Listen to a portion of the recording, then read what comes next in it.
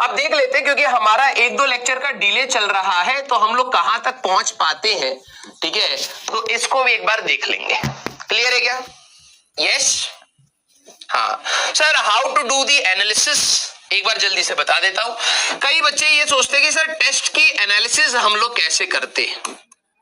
Test की analysis हमारे पास होती है, सारे बच्चे एक बार ध्यान से सुन लीजिए, ठीक है, क्योंकि ये बार बार आपको नहीं बताऊंगा, ये एक बार की हमारे पास बात होती है।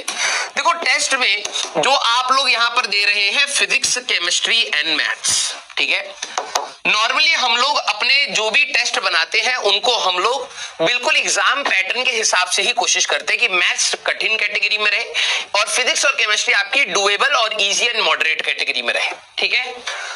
अब बात यह है कि आप यहां पर आपके पास सभी के पास ये चीज ध्यान रखनी है कि आपके कुछ क्वेश्चंस यहां पे करेक्ट होंगे,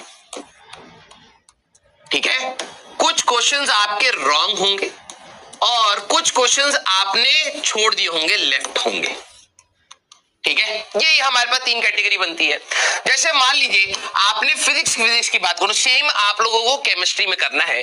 जो आपके नंबर ऑफ क्वेश्चंस करेक्ट हुए, मान लीजिए आपने 10 क्वेश्चंस आपके करेक्ट हो गए, ठीक है। अब आपको ये चीज एनालाइज करनी है, जो करेक्ट हुए हैं उसमें कई बार क्या होता है, आप हाफ कॉन्फिडेंस के साथ कुछ क्वेश्चंस को मार्क करते हैं। हाफ कॉन्फिडेंस हमारे पास होता है। जैसे मान लीजिए आपने क्वेश्चन सॉल्व करा, आधा सॉल्व हो गया, लेकिन आपको लग रहा है यार इसके आगे कैसे कंटिन्यू करना है, आपको इतना अच्छे से अंदाजा नहीं लग रहा था, या फिर जो भी डेटा दे रखा था उस डेटा को आप अच्छे से एनालाइज नहीं कर पा रहे थे, समझ नहीं आ रहा था एग्जैक्टली यही करना चाहिए था, तो आप हाफ कॉन्फिडेंस से उस क्वेश्चन को अटेम्प्ट कर रहे हैं, लेकिन यस आपके अंदर एक टेम्पटेशन है कि यार इसको मार्क कर देते हैं, आंसर ऑप्शन मैच हो रहा है, आपने वो मार्क कर दिया और लकीली वो आंसर सही हो गया है। तो वो जो कॉन्फिडेंस वाले क्वेश्चंस हैं, ऐसे एग्जाम में गलती ना हो, ध्यान सुनिएगा, ये सवाल बाद में जाकर के आपकी नेगेटिव मार्किंग करवाते हैं, ठीक है। कई बच्चों को लगता है सर मेरे से ना तो 10 ही सवाल हुए या 5 ही सवाल हुए, मैंने तो इतने सारे सवाल छोड़ दिए, मान लो मैंने 5 सवाल यहां पर छोड़ दिए, ठीक है। तो ये वाले मार्क्स, ये वाले क्वेश्चन कभी भी never give negative marks, never give negative marks. याद रखना, जो सवाल आप छोड़ रहे हैं वो कभी भी आपको नेगेटिव मार्किंग नहीं देते, तो वो कभी भी आपको पुल बैक नहीं करेंगे। पुल बैक कौन करेगा? जो आपके या तो सवाल गलत हुए हैं या हाफ कॉन्फिडेंस के साथ आपने जो कर दिया और वो गलत निकल गए, तो ये हमेशा आपको पुल बैक करेंगे, आपके मार्क्स को कम कर देंगे। तो आपको ये हर सवालों के साथ ये डील करना है कि यार हम लोगों ने जितने सवाल मेरे सही हुए उसमें हाफ कॉन्फिडेंस, जिन पे मेरे को श्योरिटी नहीं थी, उनको जरा एक बार देखेंगे। फिर इनके यहां पर आपको सॉल्यूशंस मिलते हैं, तो आप सॉल्यूशंस के साथ अपने कंसेप्ट को मैच करेंगे कि यार मैंने भी यही सोचा था। हाँ, अगर मान लीजिए आपको हमारे पास थ्योरी में आपको डाउट आ रहा है, तो आप अपनी थ्योरी, उसी टॉपिक की थ्योरी ऑफ टॉपिक आप अपना रिवाइज करेंगे, ठीक है। और सो दैट कि अगली बार अगर आपको उसी टॉपिक से सवाल मिलता है तो आपका कॉन्फिडेंस कम ना हो, आप प्रॉपर कंसेप्ट के साथ उसको अप्लाई कर पाए। अब बात आती है सर जो हमारे पास रॉन्ग हो गए हैं सवाल, उसमें आपको अपनी सबसे पहले थ्योरी को देखना है, ठीक है। सबसे पहले जैसे मान लीजिए कि for example electric field line का आपका एक सवाल गलत हो गया, अब आपको यह देखना पड़ेगा कि यार मैंने जो पढ़ा है और जो इस सवाल में आया है उसमें ऐसा क्या डिफरेंस था कि मैंने गलती कर दी, ठीक है। तो सबसे पहले आप अपनी थ्योरी को देखेंगे, फिर आप अपनी क्वेश्चन की रीडिंग करेंगे कि आपने कहीं सवाल को गलत इंटरप्रेट तो नहीं कर लिया, क्योंकि नॉर्मली नेगेटिव मार्किंग 3-4 फ्रंट्स पर एक बच्चे की होती है। अगर आपने सबसे पहले क्वेश्चन को ही गलत रीड कर लिया, आपको लगा यार ये पूछा गया है, लेकिन एक्चुअली में वो चीज नहीं पूछी गई थी, और नॉर्मली बच्चों के साथ यही होती है, सबसे पहली गलती होती है क्वेश्चन को आपने गलत रीड करा। तो आप सबसे पहले अपने इसके सोल्यूशन नहीं देखने, जो गलत हुए उसके सोल्यूशन कतई नहीं देखने हैं। यहां पर क्यों सोल्यूशन की बात हुई? क्योंकि आप वैलिडेट करेंगे कि हाँ यार जो मैंने लगाया था उससे तो आंसर सही आया है, जो मैंने कंसेप्ट लगाया उससे तो आंसर सही आ गया है, लेकिन क्या सॉल्यूशन भी उसी अप्रोच का था? हाँ, अगर उसी अप्रोच का था, कंसेप्ट मैच हो गया, तो दैट मींस हम लोग थोड़ी सी अपने एक बार इसको और सॉलिडिफाई कर लेते, एक बार और रिवाइज कर लेते कि अगली बार इसी अप्रोच को लगा लूंगा। लेकिन जो चीज गलत हुई है, सबसे पहले आप उसकी थ्योरी को पढ़ेंगे कि क्या बवाल था, मैंने जो चीज पढ़ी और जो इस सवाल में लगी वो उनमें अंतर कैसे आ गया। ऐसा कैसे हुआ कि मैंने तो यार पूरी इलेक्ट्रिक फील्ड लाइन की प्रॉपर्टीज पढ़ ली थी और इस सवाल में जब मैंने उसको लगाया तो गलत हो गया। पहले आप अपनी थ्योरी रिवाइज करेंगे, फिर उसके बाद आप दोबारा से उस सवाल को रीड करेंगे कि भाई इस सवाल में क्या वही चीज पूछी गई थी जो मैंने सोचा है। अगर आपको लगा कि यार क्वेश्चन की रीडिंग की गलती है, तो आप ध्यान रखेंगे अगली बार कि इलेक्ट्रिक फील्ड लाइंस की कभी भी प्रॉपर्टी आएंगी तो भाई सवाल को ढंग से रीड करना है, और यही सारी एनालिसिस आपको मदद करती है। फिर हो सकता है कि आप उसको सॉल्व ही कर, क्वेश्चन से ही रीड कर लिया, आपको पता लग गया कि इलेक्ट्रिक फील्ड लाइन पैटर्न मेरे को बनाना था, लेकिन प्रॉब्लम यह है कि आपने सॉल्व गलत किया। ठीक है, सॉल्व गलत किया, तो अब आप यहां पर देखेंगे कि भाई हम लोगों ने जो सॉल्यूशन क्रिएट करा या फिर जो सॉल्व करा उसमें कहां गलती हुई, तो आप यहां पे सॉल्यूशन को रेफर कर सकते हैं सो दैट आपको पता रहे। अब हो सकता है कि आपकी कैलकुलेशन एरर हुई हो सकता है कि आपने हर चीज कंसेप्ट भी सही लगा दिया, कंसेप्ट भी सही लगा दिया, क्वेश्चन भी सही रीड कर लिया, लेकिन सर फिर भी आंसर गलत हो गया। दैट मींस आप कहीं ना कहीं कैलकुलेटिव फॉर्म में गलत हुए। तो आपको ये याद रखना है कि देखो, मैं जब अपनी जेईई की तैयारी कर रहा था तो मैंने अपनी पूरी तैयारी में ये चीज समझ ली थी कि मैं जब भी ब्रैकेट ओपन करता हूं, क्रॉस मल्टीप्लाई करता हूं या फिर लेफ्ट हैंड साइड से राइट हैंड साइड में टर्म्स को लेकर के जाता हूं, तो मेरे जनरली साइन का गलती होती है और ये बहुत कॉमन है, कोई ऐसा ब्लंडर नहीं होता है, लेकिन यस, ये तैयारी करते समय कुछ गलतियां होती हैं। जैसे मेरे को अपने टाइम का पता है कि अभी भी मेरे से गलतियां हो जाती हैं, ऐसा नहीं है भाई, इंसान है।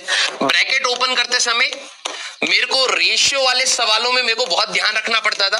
अगर उन्होंने A1/A2 पूछा है, मैंने A2/A1 बता दिया तो उल्टा रेशियो आ गया हमारे पास। फिर क्रॉस मल्टीप्लाई में मेरे को बहुत दिक्कत होती थी कि कई बार क्रॉस मल्टीप्लाई स्टेप उड़ा दिए कि हाँ यार चलो ठीक है, मेंटल कैलकुलेशन कर लूंगा, क्रॉस मल्टीप्लाई करके ब्रैकेट ओपन कर लेंगे, यही आएगा, उसी में कहीं गलती हो गई। फिर हमारे पास यहां पर अगर आप देखें तो ब्रैकेट ओपन हो गया, रेशियो हो गया, क्रॉस मल्टीप्लाई हो गया, square root and squaring, square root कई बार गलती ले जाता है और स्क्वायरिंग में भी कई बार गलती हो जाती है। तो ये मेरी पर्सनल कुछ गलतियां थी जो मैंने टेस्ट दे देकर समझ लिया कि यार यहां पर मैं गलतियां करता हूं, जनरली मेरी कैलकुलेशन में यहीं पर कुछ गलतियां हो जाती हैं। तो जब भी मैं अपने अगले टेस्ट के लिए जाता था तो मैं हमेशा ध्यान रखता था यार ये कहीं पर भी आएंगे, क्रॉस मल्टीप्लाई आएगा तो मैं एक स्टेप बढ़ा लूंगा, अगर मेरे को स्क्वायर रूट लेना है तो 1 सेकंड का पॉज लेकर के मैं दोबारा से चेक करूंगा कि कहीं मेरा आंसर गलत तो मैंने कहीं कैलकुलेट नहीं कर दिया है।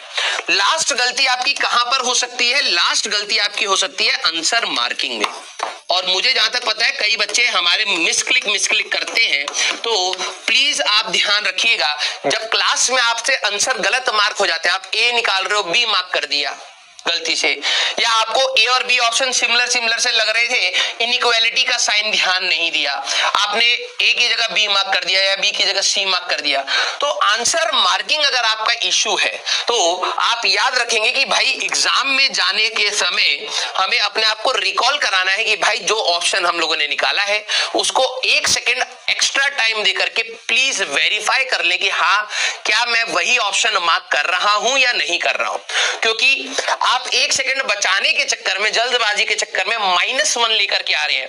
आपने अपना 3-4 मिनट उस सवाल पर लगाया भी, मेहनत भी करी, कैलकुलेशन भी करा, और आखिरी में आकर के आपने सिर्फ जल्दबाजी में 1 सेकंड बचाने के चक्कर में पूरा सवाल चौपट कर दिया। तो अब ये हमारे पास होती है। अब मान लीजिए कि ये पूरा का पूरा आपने जितने भी सवाल गलत हुए, आपके 7 गलत हुए, 8 गलत हुए, जो भी आपके सवाल गलत हुए, अब इस पर कई बार आपको लगता है कि यार मुझे इन सवालों में कॉन्फिडेंस नहीं आता है, तब आप करते हैं अपनी एक्स्ट्रा प्रैक्टिस। जो सवाल सही हुए हैं, ठीक है, जो हमारे पास सवाल सही हुए हैं, इनके ऊपर इतनी प्रैक्टिस की रिक्वायरमेंट नहीं है। बच्चों के अंदर क्या नॉर्मल ट्रेंड रहता है, जो आता है उसी को रिवाइज करे जा रहे हैं, उसी के ऊपर सवाल लगाए जा रहे हैं, सो दैट बुरा ना लगे, अच्छा फीलिंग आनी चाहिए, बस सर हमारी तैयारी अच्छी चल रही है, बस वो झूठी तसल्ली के लिए जो आता है उसी को पढ़ते रहते हैं। नहीं, you have to get into uncomfortable situation, जहां पर आप एक बार डिटेक्ट करें कि यार जो सवाल मेरे से नहीं बने या गलत हो गए, थोड़ा बहुत तो आता था मेरे को, है ना, आते हुए सवाल को मैं अगर गलत कर रहा हूं, that means it's a blunder for me, क्योंकि आप समय भी दे रहे हैं और नेगेटिव खा रहे हैं। तब आप इन टॉपिक वाइज आप अपने क्या करेंगे, टॉपिक वाइज पीवाईक्यूज ले लीजिए, ठीक है, टॉपिक वाइज पीवाईक्यूज ले लीजिए, या फिर टॉपिक वाइज मॉड्यूल से क्वेश्चंस को, टॉपिक वाइज मॉड्यूल क्वेश्चंस आप दोबारा ट्राई करें, या फिर टॉपिक वाइज जब हम लोग क्लास में भी टॉपिक बाय टॉपिक पढ़ाते हैं तो क्लास के जो आपके क्वेश्चंस हैं उनको सेल्फ सॉल्व करेंगे। अब बच्चे क्या होता है, आंसर रट गए सर, अरे आंसर रट गया मैं मानता हूं, तेरे को पता है इसका आंसर भी है, लेकिन अप्रोच क्या था वो एक बार रिकॉल करना हमें बहुत जरूरी है, तब जाकर के आपकी तैयारी होती है। क्या आपको समझ आया कि how do we do a test analysis? हाँ या ना सारे बच्चे? यस। तो कई बच्चे क्या होते हैं, सिर्फ टेस्ट दे दिया, मार्क्स कमा के रोने पिटने लगा। अरे भैया उसके आगे का भी प्रोसेस है, समझिए आप कहां गलती कर रहे हैं, और जब आप समझोगे तभी आपको स्कोप ऑफ इंप्रूवमेंट पता लगेगा। अब जो बच्चे टेस्ट ही नहीं दे रहे उनको ये कभी नहीं पता चलेगा कि यार कौन से सही सवाल थे, किसमें हाफ कॉन्फिडेंस था, किसमें मेरा कंसेप्ट सही था लेकिन आंसर गलत मार्क करा, या कंसेप्ट ही गलत लगाया, और कौन से टॉपिक तो मेरे को बिल्कुल ही भनक नहीं लगी कि यार ये टॉपिक का ही ये सवाल था। आपको टेस्ट देना बहुत जरूरी है बेटा। अभी आपके भले 100 से नीचे आ जाए, जेईई मेंस में अगर 100 से नीचे आ गए, बिलीव मी आपको 1 साल और देना पड़ेगा इसी चीज को दोबारा पढ़ने के लिए। तो why not do it in a perfect way?